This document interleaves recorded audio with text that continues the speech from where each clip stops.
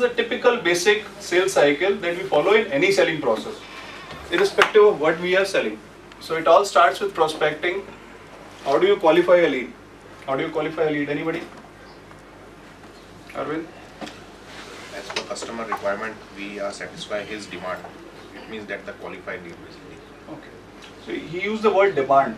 Is demand a need? So how do we qualify a lead to make it a prospect? First, we identify the potential buyer. We need to understand our product. What am I selling? Unless I know what products I have, how do I go about uncovering the needs of the customer, right? Because ultimately, it is my product that will satisfy his needs. So I need to first understand what am I selling. This is then followed up by understanding the size of the business on offer. How do you qualify a prospect? उसके पास अगर धंधा ही नहीं है तो मैं उसके पास prospecting क्या कर रहा हूँ, right? If he does not have a business for me, or I don't know the size of the business, what am I doing there? I think I'm wasting my time. So Palvi talked about needs, and Arvind talked about demands. I think want is a better word here. So we need to understand what the customer or what the prospect here, because he's not a customer as yet. What is the prospect talking about? He's talking about his wants, or is he talking about needs? He may want the moon, right? He may want a 24-hour service. He may want a daily billing. He may want n number of things. But what is really needed for his business? So that is what we need to identify. So needs can, typically be divided into two parts. One is the express needs. The express need is something which is there on the face of it. He's saying, I want a 6 o'clock pickup. For example, I relate it to my business. I want a next day delivery.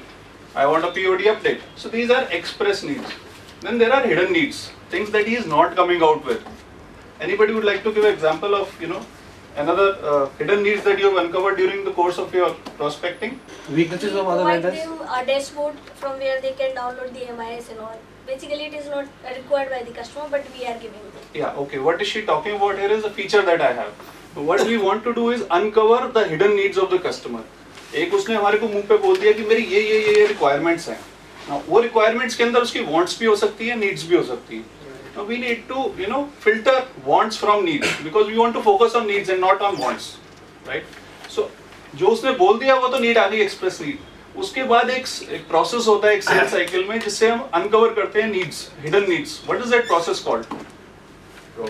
Probing, absolutely. So you start probing. How do you start probing? How do you do probing?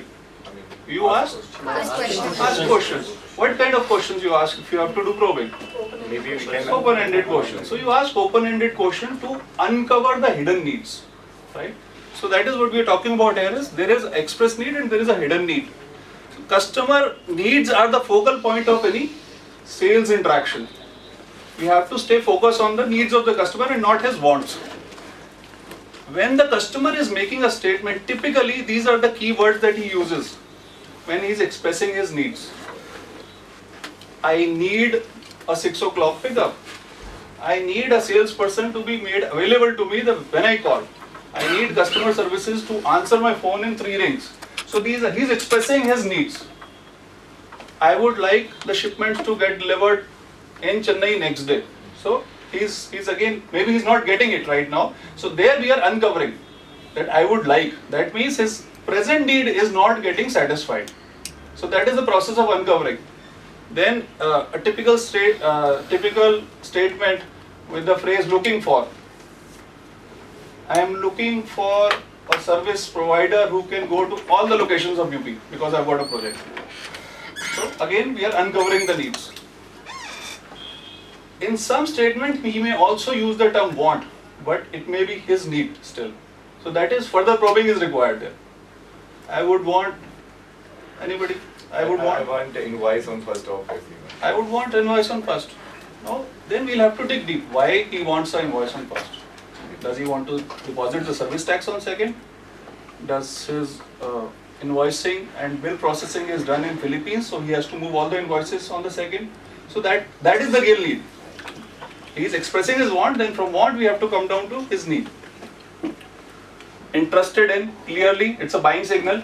I am interested in a service provider who's stable. I am interested in a service provider who can give me a POD image immediately on delivery.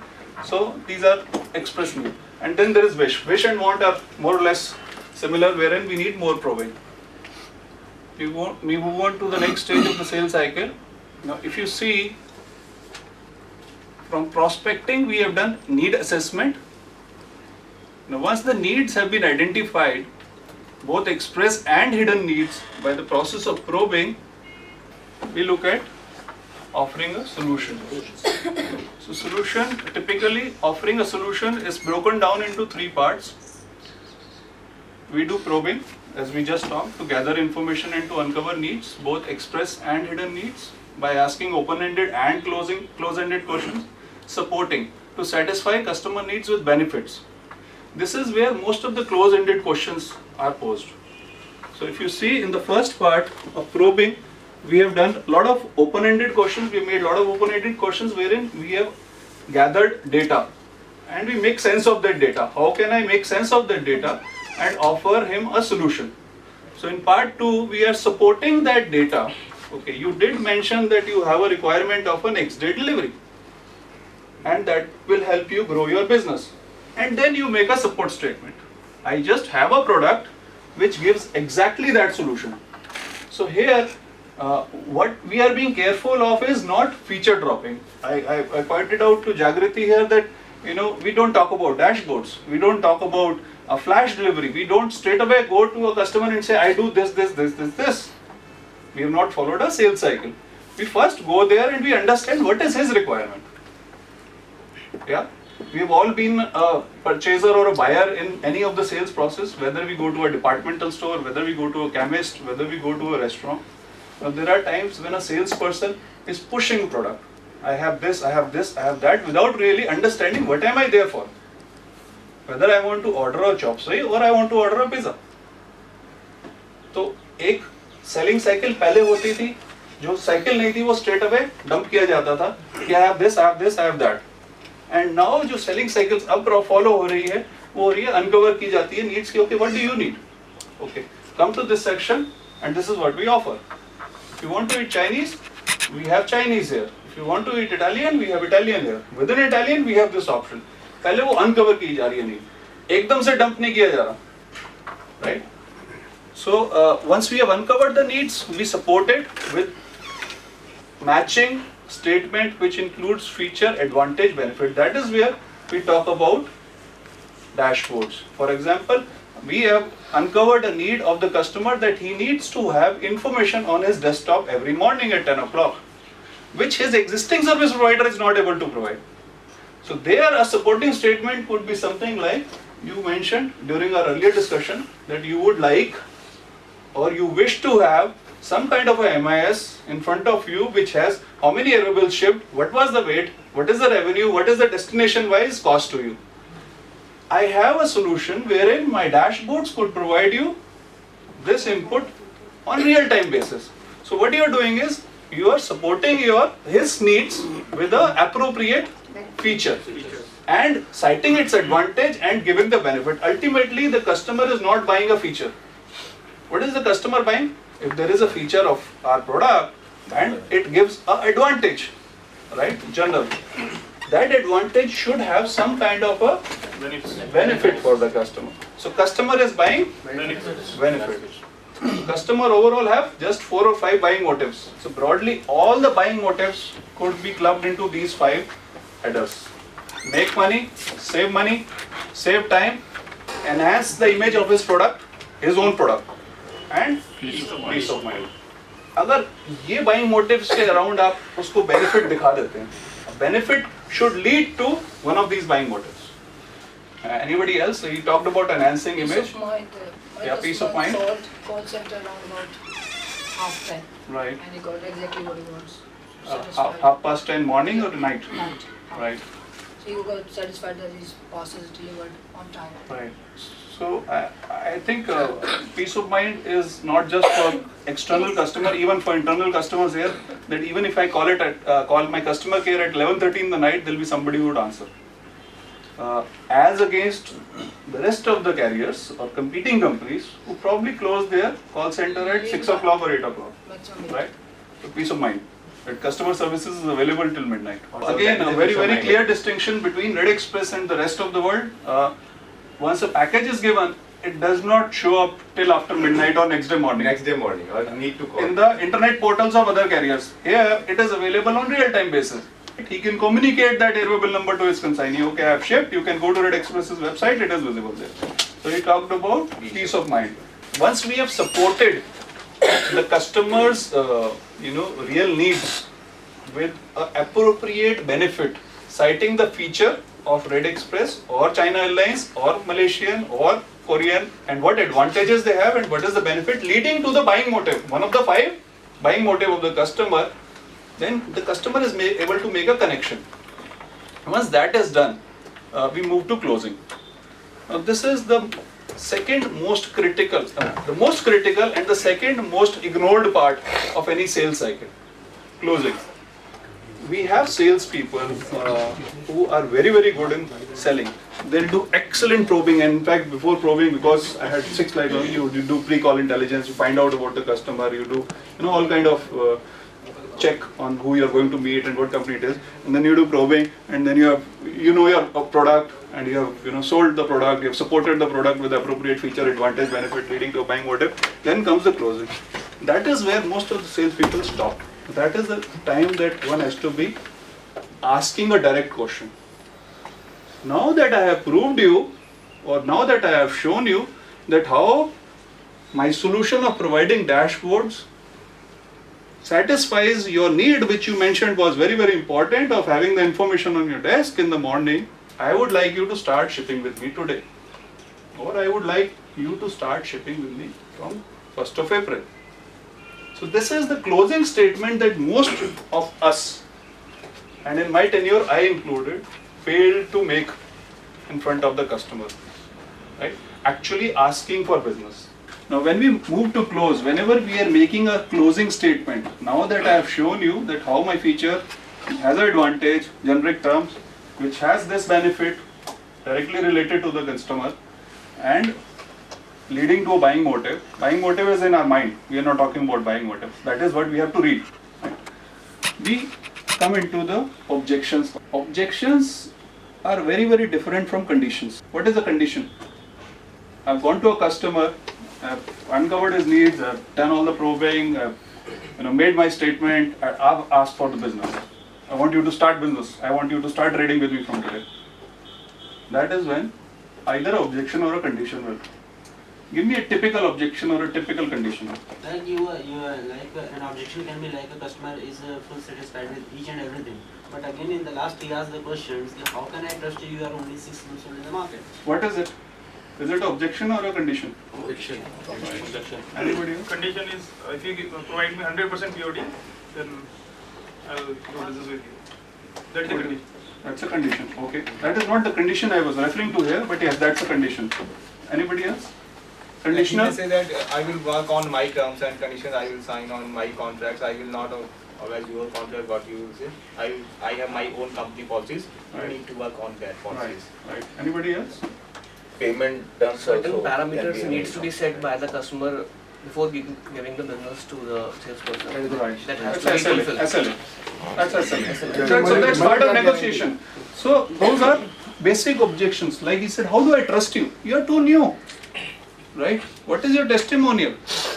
Objection. Your prices are very high. A very typical, at least in our mind, it is there. It may not be there in customer's mind.